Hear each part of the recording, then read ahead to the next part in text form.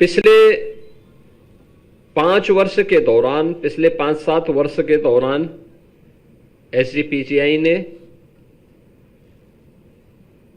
अपनी समय के उस प्रवाह के साथ अपनी स्पीड को बढ़ाया है और अपनी स्पीड को बढ़ाने के साथ एसजीपीसीआई ने अपने आप को वर्तमान की प्रतिस्पर्धा के साथ हम खड़े रह सकें, इसके लिए जिस विजन के साथ संस्थान के निदेशक, संस्थान के सभी फैकल्टी मेंबर्स, यहां के सभी कार्मिक और यहां के सभी स्टूडेंट्स ने मिलकर के संस्थान को आज जिस नई ऊंचाई की ओर पहुंचाने के लिए कार्य करना प्रारंभ किया है, मेरा मानना है कि अगले 5 वर्ष इस संस्थान के लिए और भी महत्वपूर्ण होने जा रहे हैं, जिनके बारे में कोई सोचता नहीं था, आज वे डिपार्टमेंट यहां पे खुल रहे हैं, उन्हें आगे बढ़ाया जा रहा है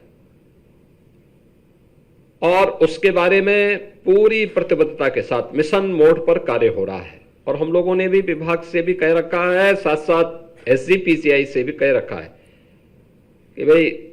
हेल्थ सेक्टर में जो कुछ भी नया हो सकता है उसको लाने के लिए, उसके अनुरूप अपने आप को तैयार करने के लिए हमें पूरी मजबूती के साथ कार्य करना होगा, जुटना पड़ेगा। और मुझे प्रसन्नता है कि पिछले 5 वर्ष के अंदर वो परिणाम हम सबके सामने इस रूप में देखने को मिले हैं और संभवतः देश का ये पहला चिकित्सा संस्थान होगा जिसको सीएसआर से लगभग 500 करोड़ रुपए भी इस दौरान प्राप्त हुए हैं, जिसमें सालोनी फाउंडेशन के साथ साथ यहाँ पे पेशेंट के अटेंडेंट के लिए जो सुविधा बनने जा रही है, इन सबको मिला लें तो यह अपने आप में नई उपलब्धि संस्थान ने अर्जित की है। और इस शानदार यात्रा के लिए जहां इसका श्रेय संस्थान को जाता है, संस्थान के निदेशक, यहाँ के फैकल्टी मेंबर्स, यहाँ के सभी कार्मिक, यहाँ के सभी छात्र छात्राओं को, सबको इसका श्रेय जाता है, लेकिन जब आप आगे बढ़ते हैं तो आपके सामने चुनौती भी उतनी ही मजबूत होती है। ये चुनौती के प्रति एक पक्ष को लेकर के तो आप चले हैं, बहुत मजबूती के साथ चले हैं,